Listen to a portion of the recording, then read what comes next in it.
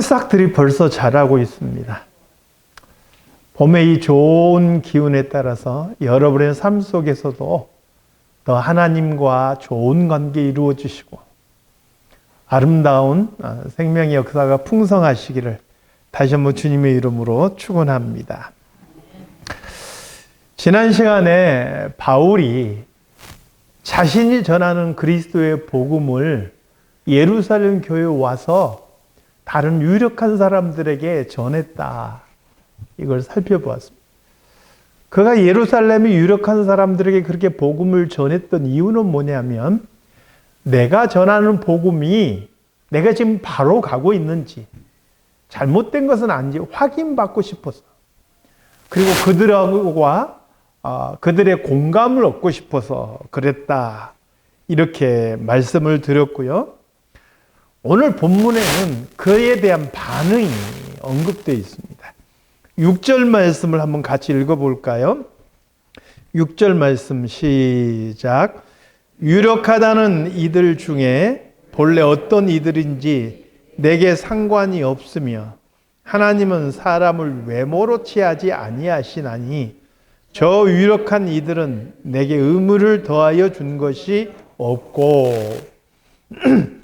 유력하다는 이들 중에 해놓고 괄호가 돼 있어요.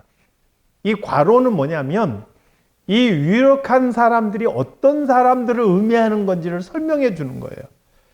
이 유력한 사람들은 바울이 뭐라고 이야기하냐면 그들이 어떤 사람인지, 세상에서 어떤 사람인지는 나에게 상관이 없다.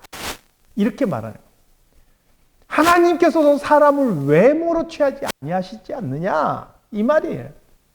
그러니까 그 사람이 세상에서 뭐 권력을 잡고 있는 사람이든지 부유한 사람이든지 아니면 학식이 많은 사람이든지 그건 나에게 중요한 게 아니다라는 거예요. 교회 안에서 유력하다라는 것은 그 사람이 세상에서 잘 나간다는 걸 말하는 게 아니에요. 돈이 많다라는 걸 의미하는 것도 아니고 권력이 많다라는 걸 의미하는 것도 아니에요. 교회 안에서 정말로 유력한 사람들은 어떤 사람이냐? 그 사람이 얼마만큼 하나님을 경외하는 사람인가? 이게 중요한 거예요. 얼마나 그가 겸손하여서 하나님 앞에 기도하는 사람인지, 얼마나 다른 사람을 돌아보는 사람인지, 그게 중요하다는 거예요. 세상에서는 비록 약하고 세상에서는 가난할지 몰라요. 그럼에도 불구하고 그가 하나님을 경외한다면 교회 안에서는 그가 유력한 사람들이에요. 이것은 베드로 사도도 사도행전 10장 34절에서 35절에 이렇게 이야기하고 있어요. 한번 읽어볼까요? 사도행전 10장 34절 35절. 자, 시작. 베드로가 입을 열어 말하되 내가 참으로 하나님은 사람의 외모를 보지 아니하시고 각 나라 중 하나님을 경외하며 의를 행하는 사람은 다 받으시는 줄 깨달았도다. 아멘. 유력하다라는 것은 세상의 기준이 아니라는 거예요. 성경의 기준이고 하나님이 보시는 기준이고 교회의 기준인 거예요. 사랑하는 성도 여러분, 하나님 앞에서 유력한 성도들이 되시기를 바랍니다. 세상에서 내가 어떤 사람인지 관계없어요. 세상에서 내가 돈 하나 없는 가난한 사람이어도 괜찮아요. 무명이어도 괜찮고 가난해도 괜찮고 아무도 알아주지 않아도 괜찮아요. 그런데 하나님께서 나를 보실 때 유력한 사람이 될 수 있기를 소망해요. 하나님께서는 바로 그런 사람을 쓰시는 거예요. 하나님께서 바로 그런 사람을 통해서 역사하시는 거예요. 목사님, 그러면 저는 돈이 많으면 안 되나요? 아니요. 돈 많아도 괜찮아요. 세상에서 잘 나가도 괜찮아요. 그런데 그것 가지고 교회에서 유력하려고 하면 안 돼요. 교회에서 유력하려면 세상에서 잘 나가도 교회 와서 겸손해야 돼요. 남을 나보다 낮게 여기고 겸손한 마음을 가져야 돼요. 하나님을 경외할 줄 알아야 한다는 거예요. 오늘 우리 성도들은 하나님 앞에서 유력한 성도들이 다 되시기를 다시 한번 주님의 이름으로 축원합니다. 근데 이 바울의 설명을 들은 이 유력한 사람들이 바울에게 의무를 더하여 준 것이 없다 이렇게 말하고 있습니다. 이게 무슨 의미냐? 그냥 있는 그대로 번역을 하면은 바울이 전한 메시지에 단 하나도 더 추가하지 않고 있는 그대로 받아들였다. 바울이 지금 그리스도의 복음을 증거하는 거예요. 우리가 구원받는 것은 예수 그리스도의 십자가와 부활을 믿음으로 구원받는 것이다. 할례를 받음으로가 아니고 율법을 행함으로가 아니다. 이게 바울이 전한 메시지의 핵심이잖아요. 거기에 뭔가를 덧붙이지 않고 있는 그대로 받아주었다는 거예요. 사랑하는 성도 여러분, 그래서 오늘 이게 우리에게도 중요한 기준이 돼요. 혹시 누군가가 예수 그리스도의 십자가 부활 외에 다른 것을 우리에게 전한다면 귀 기울이지 마시기 바랍니다. 그것은 다른 복음이에요. 그리스도의 복음이 아닌 줄로 믿습니다. 우리 평생에 지켜나가야 될 그리스도의 참된 복음은요, 십자가와 부활밖에 없어요. 거기에 무언가를 더할 수가 없다는 거예요. 7절 말씀을 보겠습니다. 7절 말씀. 자, 시작. 도리어 그들은 내가 무할례자에게 복음 전함을 맡은 것이 베드로가 할례자에게 맡음과 같은 것을 보았고. 자, 보십시오. 무할례자들은 어떤 사람들이에요? 이방인들이에요. 할례 받지 않았다는 것은 유대인이 아닌 이방인들이에요. 그러니까 할례자는 유대인을 말하는 거죠. 그러니까 교회 유력자들은요, 바울이 이방인에게 복음 전함을 맡은 사명자다라고 보았다는 거예요. 그게 마치 무엇과 같냐면 베드로가 할례자들, 곧 유대인들을 대상으로 복음 전한 사명을 맡은 것과 같다라는 거예요. 바울은 이방인에게, 베드로는 유대인에게 복음을 전하는 사명을 받았다라는 거예요. 각자 맡은 구역은 달라요. 방향은 달라요. 그러나 똑같은 게 있죠. 뭡니까? 복음을 전하는 사명을 받았다는 거예요. 대상이 누구냐? 이 차이인 것이죠. 이게 정말 중요한 거예요. 여러분, 많은 사람들이요, 다르면 틀리다라고 생각을 해요. 다를 뿐인데 그걸 틀리다고 생각해요. 내가 생각하는 거하고 다르면 저 사람은 저렇게 생각하는구나, 그냥 그대로 인정해 주면 되는데 그걸 틀리다라고 생각을 해요. 다를 뿐이에요. 나하고 다른 생각을 하고 있으면 그 사람을 틀리다라고 생각하고 나의 적이라고 생각하고 그 사람을 깎아내리고 무너뜨리려고 하는 경향들이 사람이 있는 거예요. 이게 가장 심한 사람들이 누군지 아세요? 부끄럽게도 목사들인 것 같아요. 저는요, 어렸을 때부터 장로교회 교단에서 태어나서 그 장로교의 가르침을 받아서 지금까지 자랐어요. 제가 신학교를 가는데 노회에서 불러서 면접을 봐요. 신학교 갈 사람만 특별히 노회에서 불러서 시험을 보고 면접을 치러요. 면접을 보시는 목사님이 저를 보고 물으시더라고요. 많은 신학교들이 있는데 왜 하필이면 총신대학교를 가려고 합니까? 그때 제가 뭐라고 대답했는지 아세요? 내 신앙의 뿌리가 여기에 있기 때문에 그렇습니다. 그렇게 대답을 했어요. 그 목사님은 그 대답을 그렇게 기쁘게 생각하시더라고요. 그러니까 저는 제가 지금까지 배워온 가르침과 내가 장로교회 교단에 속해 있다는 자부심이 굉장했던 사람이에요. 그러니까 이 세상 많은 교회가 있고 많은 교단들이 있지만 그 중에서 최고는 뭐라고 생각해요? 저는 장로교회가 최고라고 생각했어요. 다른 교단들을 우습게 여기고 별로 인정하지 않는 그런 마음을 가지고 있습니다. 그런데 여러분, 이단이나 사이비는요, 교회를 해치는 집단들이에요. 그것은 복음을 대적하는 집단들이어서 사도 요한의 표현대로 하면 적그리스도예요. 교단이 다르다는 건 뭐냐? 감리교가 있고 침례교가 있고 이게 교단이 다르다는 것은 이게 틀린 것이 아니고 성경을 보는 시각이 다른 것이고 하나님을 섬기는 방식이 다른 것이고 예배의 형식이 다른 것이지 그게 틀린 게 아니라는 거예요. 제가 젊었을 땐 그걸 몰랐어요. 내가 제일 옳다고 생각하고 내가 배우고 내가 알고 있는 것이 절대적이라는 생각을 해서 다른 교단들을 무시한 거예요. 이게 잘못돼요. 그런데 여러분, 목사가 그렇게 잘못되기 때문에 또 가장 잘못되기 쉬운 사람들이 어떤 사람인지 아세요? 신앙생활 오래 하신 분들. 내가 오랜 세월 신앙생활 하면서 내가 깨달은 게 있어요. 내가 체험한 게 있어요. 거기에 대한 확신을 가진 사람들은요, 다른 사람들의 배운 것과 다른 사람들의 깨달은 것들을 우습게 여기는 경향이 있어요. 내가 하는 게 최고예요.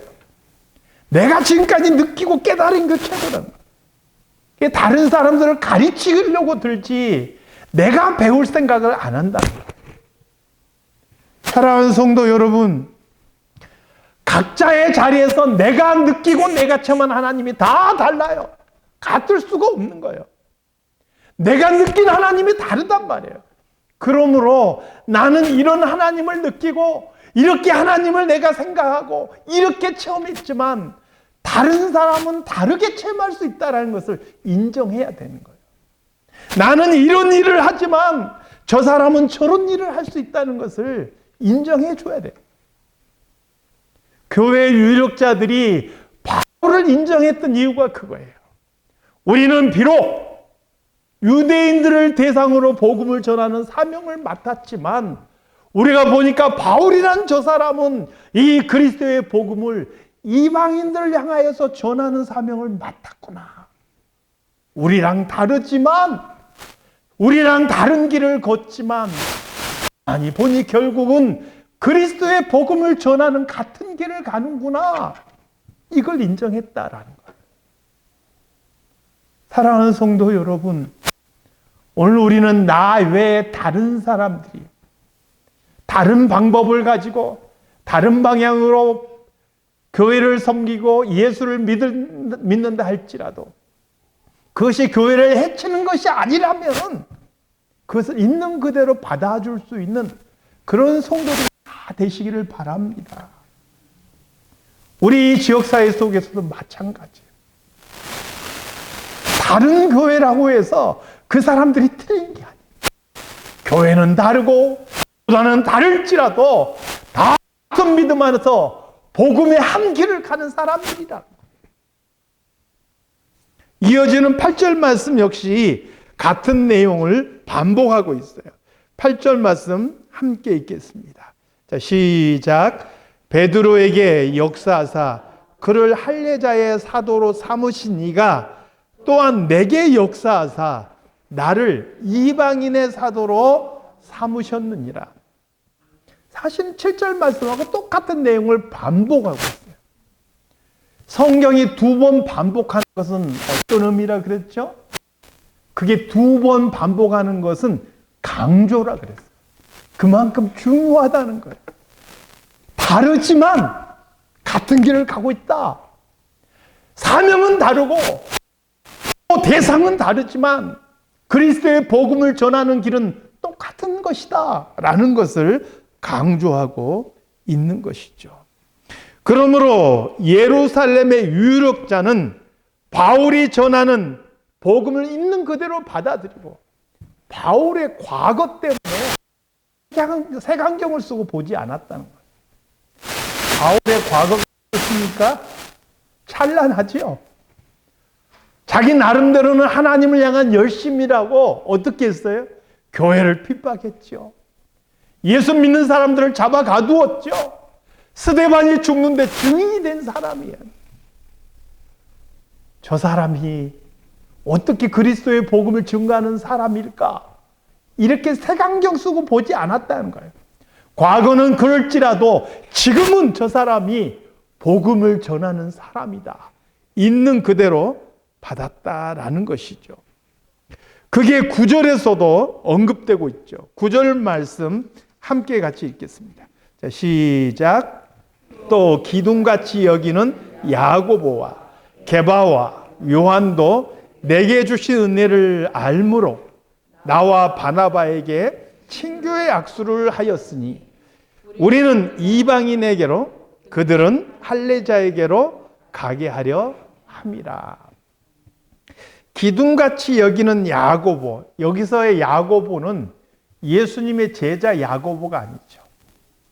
세베대의 아들 야고보는 순교를 당한 후에, 여기서 말하는 야고보는 예수님의 동생 야고보예요. 근데 초대 교회에서 전체 어떤 일들이 있을 때 그 일들을 조율하고 그 일들을 주관하고 이끌어가고 있는 가장 중요한 그 지도자의 자리에 있던 사람이 누구냐면 바로 예수님의 동생 야고보예요. 그래서 표현을 기둥같이 여기는 야고보 이렇게 한 거예요. 처음 예루살렘 회의가 열렸을 때 그 회의의 의장 역할을 한 사람이 바로 이 야고보인 거예요. 그 다음에 게바, 이 게바라는 이름은 예수님께서 지어주신 이름이죠. 헬라어로는 페트로스, 베드로라고. 반석이라는 뜻이고 이 게바와 베드로는 똑같이 반석이라는 뜻인데 헬라어냐 히브리어냐 차이예요. 베드로는 다른 이름이죠. 그 다음에 요한, 순교한 야고보의 형제죠. 사도 요한입니다. 이 세 사람의 사실은 초대교회의 가장 유력한 지도자들이에요.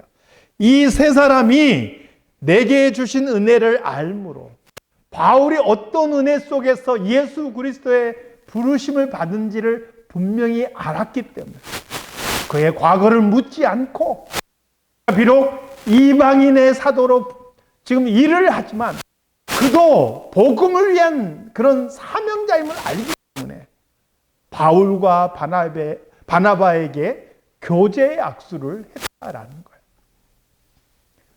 사랑하는 성도 여러분, 우리 안에도 이러한 마음이 있기를 바랍니다.